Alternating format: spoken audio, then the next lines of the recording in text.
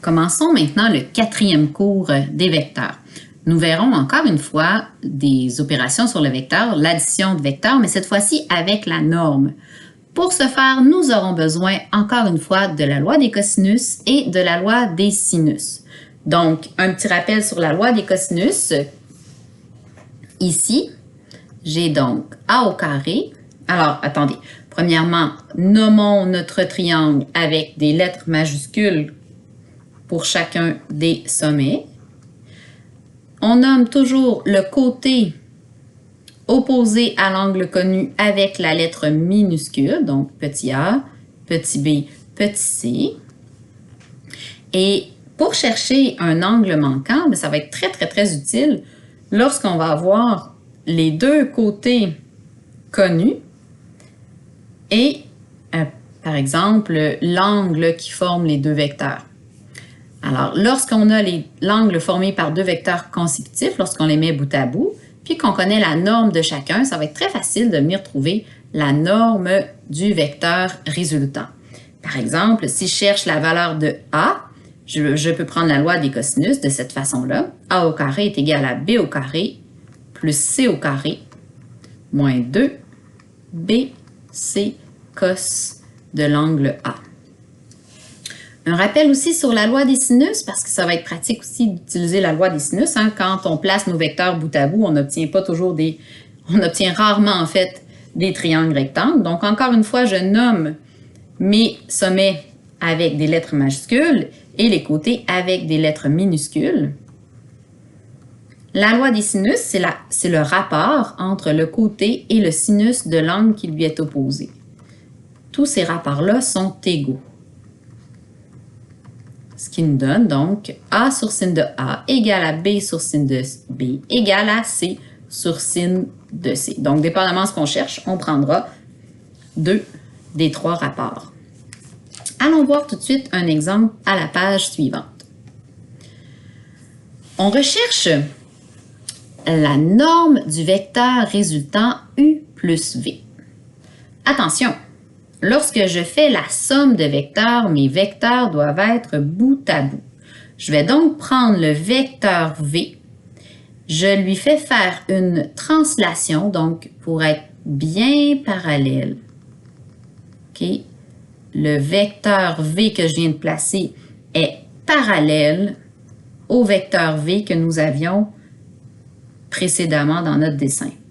Et nous, on veut le vecteur U plus V. Donc, toujours avec la méthode de notre triangle, je pars de l'extrémité de la queue donc de mon vecteur U pour arriver à la tête de mon vecteur V. Donc, le vecteur résultant, U plus V, il est ici. Je veux la norme. Je veux donc la longueur.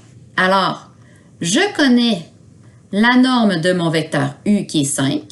Je connais la norme de mon vecteur V qui est 3, mais j'ai besoin de l'angle compris entre mes deux vecteurs lorsque je les mets bout à bout. Alors, j'ai besoin de l'angle ici, θ. Je ne le connais pas. Par contre, j'ai ici un grand angle, et ça c'était un piège, hein? J'avais ici un grand angle entre mon vecteur U et mon vecteur V, mais qui n'était pas bout à bout, qui mesurait 140 degrés. Si je fais juste prolonger ici mon vecteur U, j'obtiens donc un angle de 180. Alors, pour venir trouver, je vais l'appeler ici la mesure de l'angle 1. Donc, ça va être mon angle 1. La mesure de l'angle 1, je peux la trouver en faisant 180 moins 140. Donc, 40 degrés. En secondaire 4, on était habitué de tout justifier. Bien, pourquoi?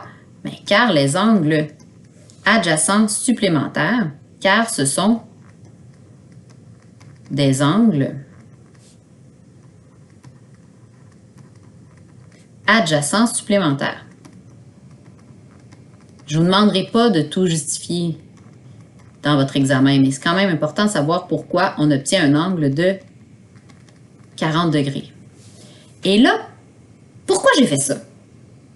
Mais parce que je me rappelle En secondaire 4, j'ai vu que lorsque j'ai deux parallèles coupés par une séquence, les angles correspondants sont isométriques. Voyez-vous que la mesure de l'angle 1 est égale à la mesure de l'angle θ que j'ai besoin pour faire mon calcul. Et pourquoi? Bien, car les angles correspondants formés par des parallèles sont isométriques. Je le justifie aujourd'hui, mais je ne le justifierai pas dans l'examen, d'accord? Donc, car les angles correspondants formés par des parallèles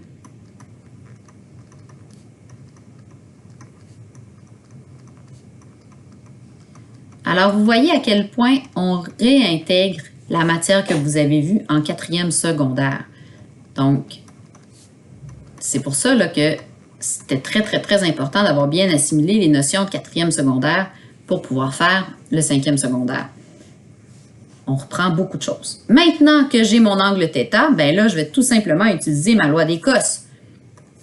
La norme, donc, du vecteur U plus V au carré, c'est égal à la norme du vecteur U que je mets au carré, plus la norme du vecteur V au carré, moins 2 fois la norme du vecteur U, fois la norme du vecteur V, ça fait vraiment très long à écrire, cos de θ. Remplacez vos chiffres dans tout ça, et on va faire la racine carrée. Hein? Donc, la norme du vecteur U plus V, ça va être égal à la racine carrée. Ça se fait en une étape, le rendu là, de 5 au carré. Si vous mettez des parenthèses, je les mettrai après, là. Donc, plus 3 au carré, moins 2 fois 5 fois 3 fois cos de 40 degrés.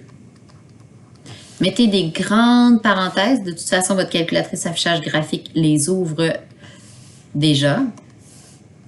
Et on obtient la norme du vecteur U comme étant 3,32. Donc, voici un bel exemple où on utilisait la loi des cos. On va aller faire un exemple où l'on utilise la loi des sines. Parce que là, je vous demande de déterminer la mesure de l'angle B. Donc, la mesure de l'angle B, c'est ici. C'est donc l'orientation de mes deux vecteurs, hein, parce que c'est le vecteur U plus le vecteur V. J'aimerais savoir θ. Donc, l'angle compris entre les deux vecteurs mis... Oh non, c'est pas tout à fait vrai, là, je viens de voir. Oui, c'est ça. Non, c'est correct, je voyais mal ma flèche, là. Donc, voilà, hein, mon vecteur U, son extrémité est là, ça repart, ça va vers le vecteur V, parfait. Donc, je cherche l'angle compris entre les deux vecteurs. Eh bien, je vais tout simplement pouvoir utiliser la loi des sinus. J'ai le côté qui lui est opposé à l'angle que je cherche, qui est la norme du vecteur U plus V. Donc, sur sin de θ, ou sur sin de B, là, ça ne me dérange pas. Et là, j'ai une autre paire. Hein, je connais mon angle de 35 degrés et son côté qui lui est opposé. C'est pour ça que je vais utiliser la norme du vecteur V ainsi que l'angle de 35 degrés. On n'a pas révisé ça beaucoup cette année. Mais attention, l'angle θ est un angle obtus. OK? Alors ça, c'est très important. L'angle B est obtus. Donc, ça doit être un angle de supérieur à 90 degrés. Alors, pour trouver directement la mesure de l'angle B, n'oubliez pas de faire 180 moins sin moins 1, hein, parce que quand on cherche un angle, il faut faire sin moins 1 de... Oh, ici, je n'ai pas remplacé, j'ai tout de suite écrit. Donc, sin de 35, là, je vais faire mon produit croisé, mais normalement... OK, attendez, là, je vais l'effacer, j'ai voulu aller trop vite, désolé. Quand même, j'étais concentrée par mon angle obtus, mais il me manque une étape ici que je veux écrire. Bon, la norme de U plus V, c'est 8,74 sur sin de B. Je mets mes chiffres dedans, hein, quand même, avant d'écrire mon équation, ma formule. Alors, 6,1 sur sin de 35. Donc, comme c'est un angle obtus, on doit faire 180. Alors, la mesure de l'angle B, excusez pour ça, 180 moins sin moins 1 de 8,74 fois sin de 35 divisé par 6,1. Et on obtient l'angle B qui est de 124,73 degrés. Si jamais vous aviez fait simplement trouver la mesure de l'angle B en faisant 8,74 fois sin de 35 divisé par 6,1, vous auriez obtenu un angle plus petit que 90 degrés. Alors là, il ne faut pas oublier de faire 180 moins la réponse pour obtenir la véritable valeur de l'angle obtus. Donc, on va prendre une petite pause.